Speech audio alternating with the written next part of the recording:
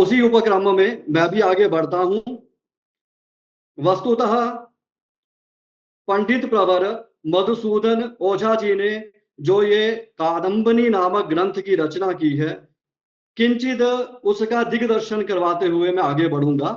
वस्तुतः ज्योतिष शास्त्र के 3 स्कंधों के बारे में आप सभी लोग परिचित हैं। इसके पहले मृत्युंजय जी ने कुछ सबका स्पर्श भी कर लिया है। तो उन तीनों स्कंधों में से यदि हम संहिता स्कंध की बात करते हैं तो उस संहिता स्कंध में बृहद संहिता, अद्भुत सागर आदि अनेक ऐसे ग्रंथ प्राप्त होते हैं जिन्होंने प्रकृति के आधार पर संपूर्ण ज्योतिष को परिभाषित किया है। उसी में से ही बृहद संहिता नामक ग्रंथ को यदि हम देखते हैं अथवा अन्य संहिता ग्रंथों को आप देखेंगे तो वहां पर वृष्टि का विवेचन किया गया है कि वर्षा कब होगी, कैसी होगी, वर्षा वृष्टि सामान्य वृष्टि होगी अथवा अतिवृष्टि होगी, अनावृष्टि होगी, सद्यो वर्षण के क्या लक्षण है, किंतु इतना ही मुख्य रूप से। और उसके बाद यदि हम अन्य संहिता ग्रंथों में जाते हैं वहां भी इतना ही विषयों को प्रस्तुत किया गया है। इसीलिए संभवतः मैं समझता हूं कि आचार्य प्रवर मधुसूदन जी ने इसी कारण से कि संहिता ग्रंथों में इतना मार्मिक विषय का वर्णन नहीं हमें उपलब्ध होता जिससे एक ही तरह के विषयों का संयोजन हो, एक ही तरह के विषयों की चर्चा हो, ऐसा श्रेणीबद्ध हमें कहीं भी उपलब्ध नहीं हो रहा था। इसीलिए संभवतः इस कादम्बनी ग्रंथ की रचना आचार्य प्रवर ने की थी। वस्तुतः यह जो कादम्बिनी ग्रंथ है उस ग्रंथ का जो ये स्वरूप हम लोग देख रहे हैं, यह स्वरूप पर्जन्य शास्त्र नामक ओझा जी का एक ग्रंथ था, स्वतंत्र ग्रंथ था। उसी का ही एक भाग मात्र है यह कादम्बिनी। उसमें भी पर्जन्य से हम जानते ही हैं कि मेघों की चर्चा होती है। तो उसी प्रकार यदि हम कादम्बिनी का नाम जान करके उसका यदि अर्थ या अभिप्राय लगाने का प्रयास करते हैं तो अर्थ में कादम्बिनी का अर्थ होता है मेघमाला। तो वस्तुतः यह जो ग्रंथ है यह मेघमाला से संदर्भित है, संबंधित है। कैसे? तो मेघमाला क्या है? वर्षों का वृष्टि का या वर्षा का सूचक एक हमें मेघ के रूप में सूचना प्राप्त होती है। वस्तुतः जो मेघ है वो भी किसी निमित्त से बनते हैं और उन सभी निमित्तों को जानना हमारे लिए, जन सामान्य के लिए बड़ा दुष्कर था। उसी को सामान्य जन तक पहुंचाने के लिए यह कादम्बिनी नामक प्रयास किया गया है। इस कादम्बिनी नामक ग्रंथ में निमित्त शास्त्र को एक ऐसा निमित्त शास्त्र यहाँ प्रस्तुत किया गया है जिस निमित्त शास्त्र के माध्यम से हम वृष्टि अथवा मेघमाला का अच्छे से ज्ञान अर्जित कर सकते हैं। वस्तुतः अब जल क्या है, वृष्टि की हमारे जीवन में महत्ता क्या है, इसको सिर्फ एक मात्र पंक्ति में मैं व्याख्यायित करूंगा कि समाज में प्रचलित है कि जल ही जीवन है, इसमें किसी का कोई भी संदेह नहीं है। उसी प्रकार पंचभूतों में भी एक महाभूत जल है। फिर आगे बढ़ते हैं तो यदि वैज्ञानिक दृष्टि से अथवा हम यदि चिकित्सा की दृष्टि से देखें तो हमारे शरीर का 60% भाग जलमय है।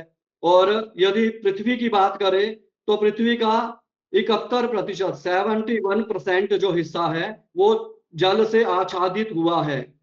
तथा उसके बाद यदि और आगे बढ़े तब जो पृथ्वी का जो 71% आच्छादित जल से आच्छादित हिस्सा है वह अधिकांश खारा है, वो पीने योग्य जल नहीं है। उसमें से 97.5 अर्थात 97.5% भाग जल वो खारा पानी का है। तो जल का इतना महत्व होते हुए भी जल की मात्रा बहुत कम है। इसी कारण से जल की महत्ता को जानते हुए आचार्य प्रवर ने इस ग्रंथ की रचना की थी कि वृष्टि कब होगी, वृष्टि के लक्षण क्या है, वृष्टि हम कैसे समझें कि वृष्टि होने वाली है। जबकि हमारे जो मौसम वैज्ञानिक होते हैं वो सिर्फ आकाशीय कुछ घटनाओं से, आकाशीय मेघ आदि उत्पत्ति से, वात से, वायु चक्र से इतना बता पाते हैं। परंतु यहाँ पर भौम दिव्य, अंतरिक्ष और मिश्रित, इन 4 प्रकार के निमित्तों का वर्णन किया गया है। यदि हम इन चारों प्रकार के निमित्तों को भली भांति जान लें, तब हम वृष्टि की सटीक घोषणा कर सकते हैं। वस्तुतः इनमें से किंचित भाग को लेकर ही आज के पंचांगों में वृष्टि का पूर्वानुमान करवाया जाता है और वो अधिकांश सत्य प्रतीत होता है। आगे बढ़ते हैं इसी विषय के ऊपर। तब गीता में भगवान श्री कृष्ण ने कहा है कि अन्नाद भवन्ति भूतानि पर्जन्याद अन्न संभवः, यज्ञाद भवति पर्जन्यो यज्ञा कर्म समुद्भवः। अर्थात अन्न सभी जीवों का प्राण है और अन्न से ही सभी जीवों की उत्पत्ति होती है, किंतु यह अन्न जल के आश्रित है और जल मेघों के आश्रित रहता है। वस्तुता क्या है, भगवान भास्कर ही संपूर्ण धरती में से जल को खींच करके बादलों के रूप में उसको परिणत करते हैं और वो वृष्टि होकर के फिर वह इस सृष्टि में चक्र के रूप में वह जल प्रवाहित होता रहता है। यहाँ पर जो निमित्त शास्त्र की चर्चा की गई है कि ये जो कादम्बनी नामक ग्रंथ है, ये मेघों का, मेघमाला का निमित्त शास्त्र है। तो निमित्त 4 प्रकार के यहाँ बताए गए हैं आचार्य प्रवर के द्वारा। भौम निमित्त, अंतरिक्ष निमित्त, दिव्य निमित्त और मिश्रित निमित्त।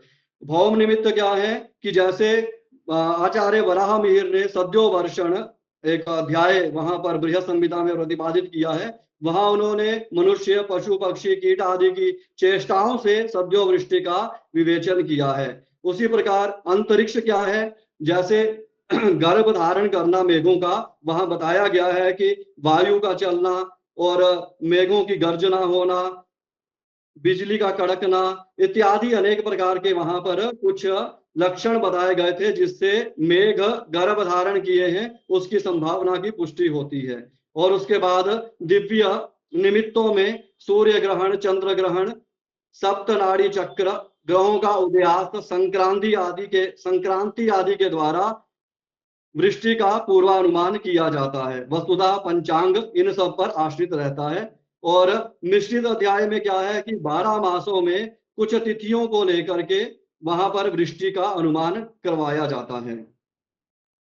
वस्तुतः इससे पहले आचार्यों ने, हमारे पूर्ववर्ती जितने भी यहाँ पर आचार्यों ने अपना अपना व्याख्यान दिया है, उनमें अधिकांश लोगों ने बहुत विषय बता दिए हैं। मृत्युंजय जी ने बताया कि यहाँ पर कि राहु अथवा पात सर्वथा अशुभ माने गए हैं, किंतु कहीं कहीं उनका शुभत्व भी हमें प्राप्त होता है।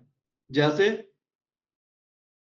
क्या है कि विष को विष काटता है, बहुत सारे रोगों की औषधि विष है। उसी प्रकार ज्योतिष शास्त्र ने भी जहां पर अरिष्टों का विवेचन किया है कि अरिष्ट होते हैं, जिस जातक की जन्म कुंडली में अरिष्ट होगा वह जातक अरिष्ट जन्य प्रभाव के कारण शीघ्र मृत्यु को प्राप्त कर लेगा। वहां पर मृत्यु का काल भी दिया है, किंतु अरिष्ट भंग के लिए भी अनेक श्लोकों का प्रतिपादन किया गया है। उसी के अंतर्गत एक उन्होंने राहु की स्थिति के अनुसार भी अरिष्ट भंग की चर्चा की है कि यदि तृतीय भावे, षष्ठ भावे, एकादश भावे वा राहु स्थिता स्यात् तदा अरिष्ट भंग करः अयम राहु भवति इति तत्र प्राप्यते।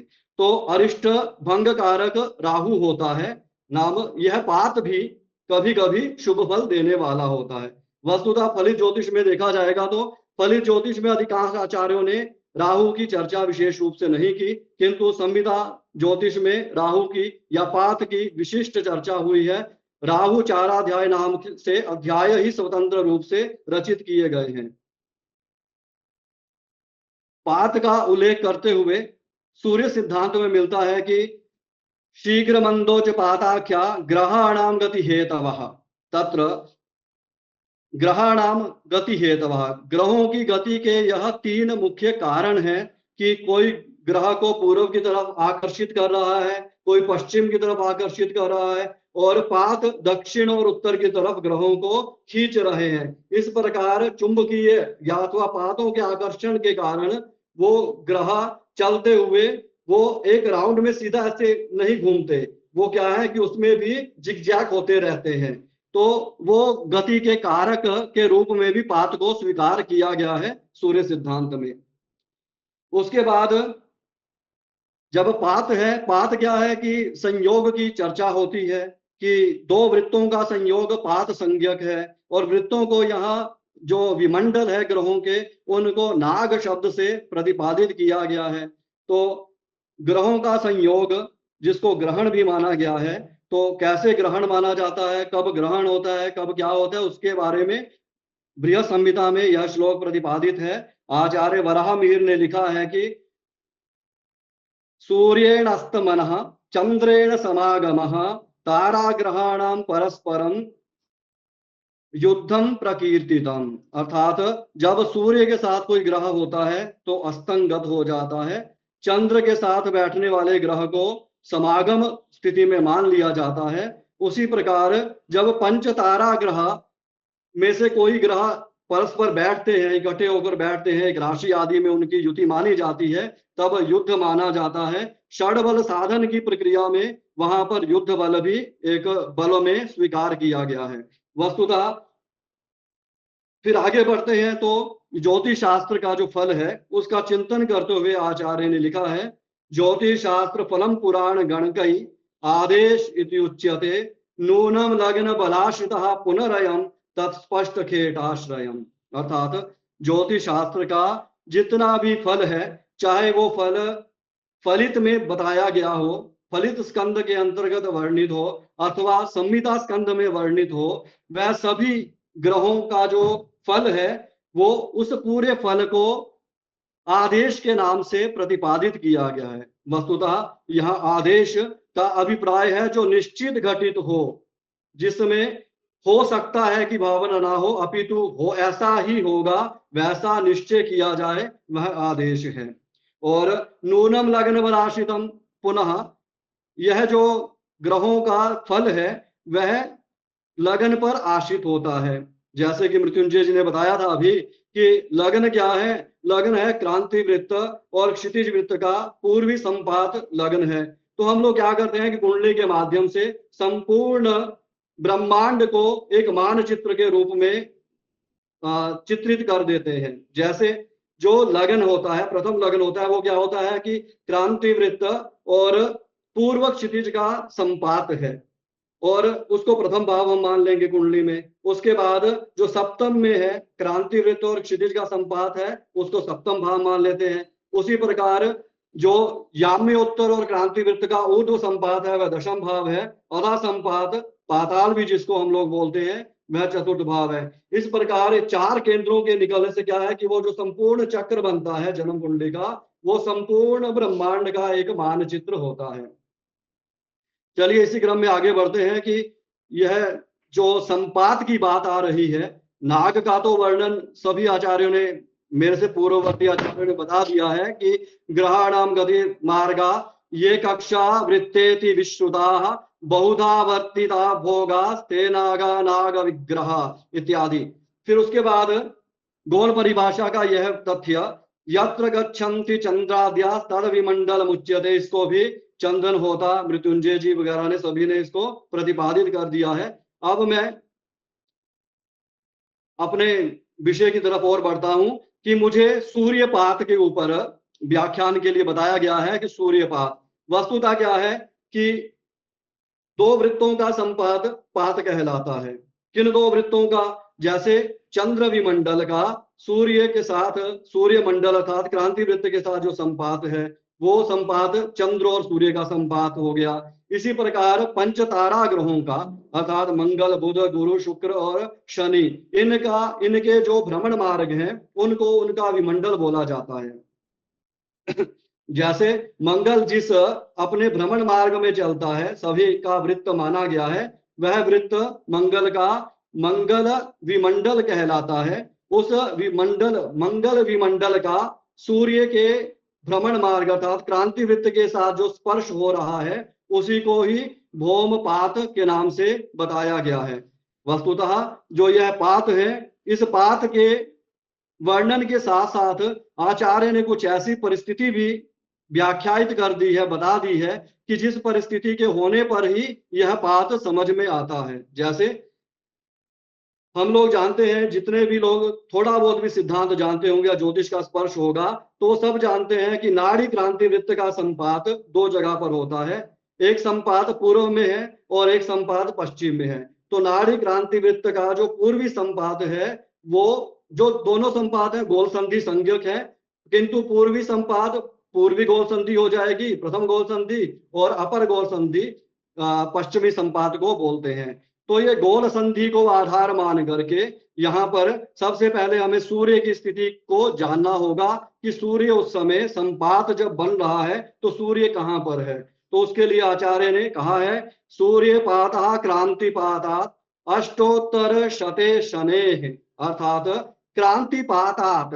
अत्र यहाँ पर यह शब्द विचारणीय है कि आचार्य ने बोला कि क्रांतिपात से, क्रांतिपात का जो प्रारंभ है, प्रारंभ बिंदु है, वो गोल संधि मानी जाती है।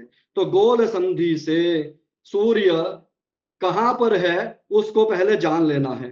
तो सूर्य के लिए यहाँ पर अंशात्मक स्थिति बताई जा रही है कि सूर्य पातः क्रांति पातात अष्टोत्तर शते, जब सूर्य 108 अंश पे स्थित होगा, स्पष्ट सूर्य 108 अंश हो, तब क्या होगा, तभी शनि का पात हो सकता है।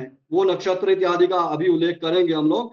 तो पहली स्थिति अपने को जानना है कि ये दोनों अगर संपात हम मान ले, ये क्रांति वृत्त है और ये नाड़ी वृत्त है, इनका संपात हो गया। इस संपात से क्रांति वृत्त में आगे बढ़ेंगे तो आगे बढ़कर जब 108 अंश का हमारे पास खंड आ जाएगा, वहां पर सूर्य की स्थिति होनी चाहिए। तो वहां पर जब सूर्य स्थित होगा तभी शनि का पात हो सकता है।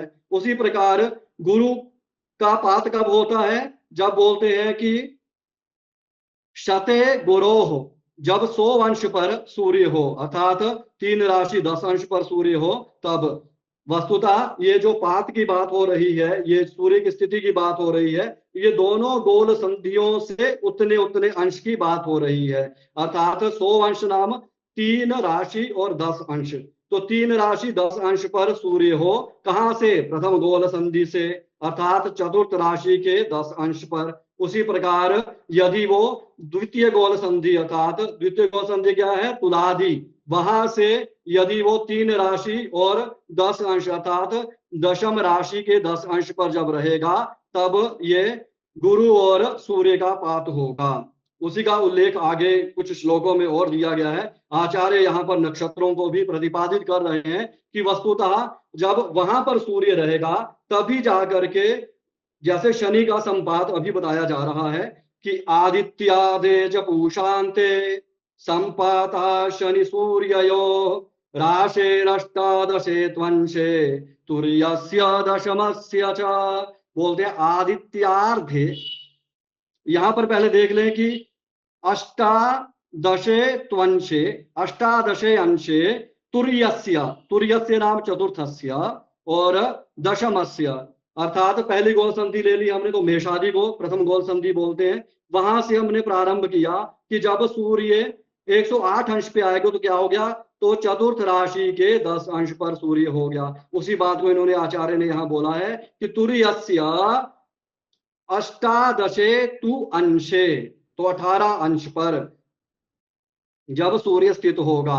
और दूसरी गोल संधि से जो तुला आदि में है, तो वहां से बोलते हैं दशमस्य तो अष्टादशे अंशे, अर्थात जो दूसरी संधि है तुलादि है, वहां से भी यदि हम 3 राशि और 18 अंश जोड़ लेंगे तो हमें दशम भाव मिलेगा। उस दशम स्थान के अष्टादश अंश पर जब सूर्य रहेगा, तो 2 स्थितियां मिल गई हमें। एक क्या है कि चतुर्थ स्थान के अष्टादश अंश पर सूर्य रहे।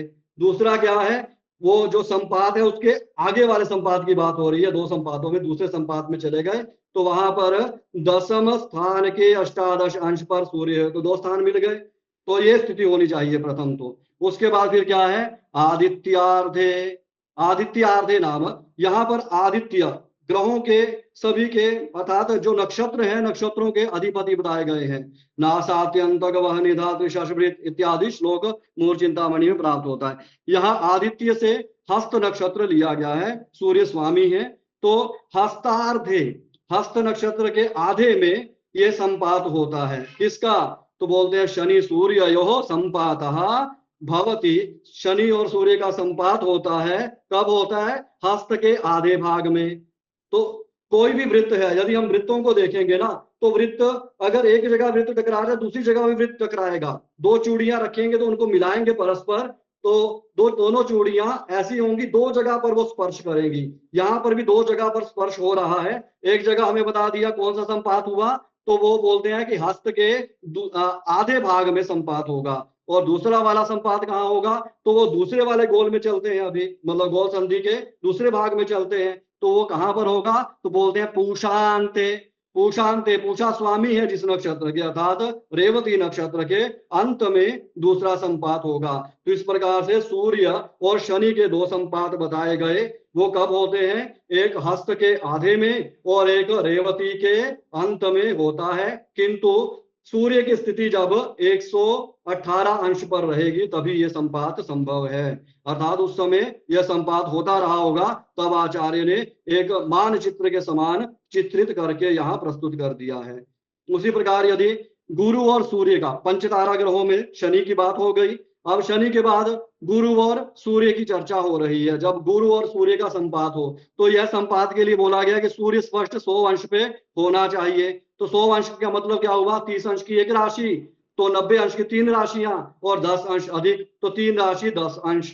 तो 3 राशि 10 अंश पे सूर्य होना चाहिए दोनों संधियों से। तो चतुर्थ राशि का 10 अंश और वहां दसम राशि का 10 अंश हमें ये मिला। ये सूर्य की स्थिति हो तब बोलते हैं आर्धा तृतीय पूषाद्य संपातो गुरु सूर्ययोः। तो बोलते हैं तब आर्द्रा तृतीय, आर्द्रा नक्षत्र के तृतीय चरण में और पूषाद्य रेवती के, ना पूषा नक्षत्र के रेवती के अंतिम, रेव पूषाद्य, पूषा के रेवती के प्रथम में, आदि में ही यह संपात हो जाएंगे। अर्थात यहाँ भी दो वलयों का, दो वृत्तों का संपात है जो दो जगह हो रहा है। एक जगह पर कहाँ संपात हो रहा है? तो आर्द्रा में, आर्द्रा के तृतीय चरण में, और दूसरी जगह वाला पूषा अर्थात रेवती के आदि चरण में संपात होगा। तो दो संपात होंगे। किंतु सूर्य की स्थिति कही गई है। सूर्य की स्थिति कब होगी? जब वो सूर्य 100 अंश पे होगा, अर्थात चतुर्थ राशि के 10 अंश पे और दशम राशि के 10 अंश पे रहेगा। तो उसके बाद अब ये देखें अगर ध्यान से, तो हमें क्या मिला कि पहले सबसे दूर जिसकी कक्षा है शनि, उसकी चर्चा हो गई, उसके बाद गुरु की चर्चा हो गई, और उसके बाद अब ये चर्चा कर रहे हैं मंगल की। तो मंगल, सूर्य और मंगल का जो संपात है, अर्थात इनका संपात का अर्थ यह है कि इनके वृत्तों का जो संपात हो रहा है, उसके बारे में आचार्य बताते हैं कि जब 77 अंश पे, 77 अंश पे, डिग्री पे जब सूर्य रहेंगे तभी ये संपात हो सकते हैं। तो 77 अंश को यदि हम राशि में कन्वर्ट करते हैं तो हमारे पास दो राशि 17 अंश बच जाता है। तो अर्थात तीसरी राशि के 17 अंश पर ये हमें मिला। तो यह स्थिति तो प्रथम गोल संधि से हो गई, वैसे ही दूसरी गोल संधि से भी देखा जाएगा। तो इसी प्रकार नवम राशि के 17 अंश पर, यह अष्टम राशि के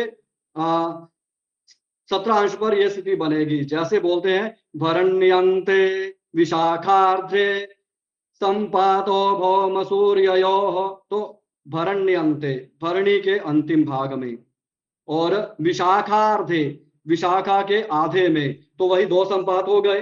दो वलयों के संपात दो जगह होंगे। तो पहली जगह पर कहाँ होगा? तो बोलते हैं कि भरणी के अंत में, और दूसरा विशाखा के आधे में यह संपात होंगे। तब उस समय सूर्य कहाँ रहे? तो बोलते हैं राशे अष्टादशे वंशे 18 अंश पर, द्वितीय से अष्टम से, दूसरे राशि के और अष्टम राशि के 18 अंश पर। यहाँ पर जो मंगल और सूर्य का संपात है, वस्तुतः मैंने 77 बोल दिया था, 77 नहीं 48 की बात हो रही है। तो 48 का मतलब क्या हो गया? एक राशि और 18 अंश। अब उसी प्रकार जो 77 अंश है वो शुक्र और सूर्य का संपात है। तो बोलते हैं कि जब सूर्य 77 अंश पे रहता है तब यह संपात संभव है।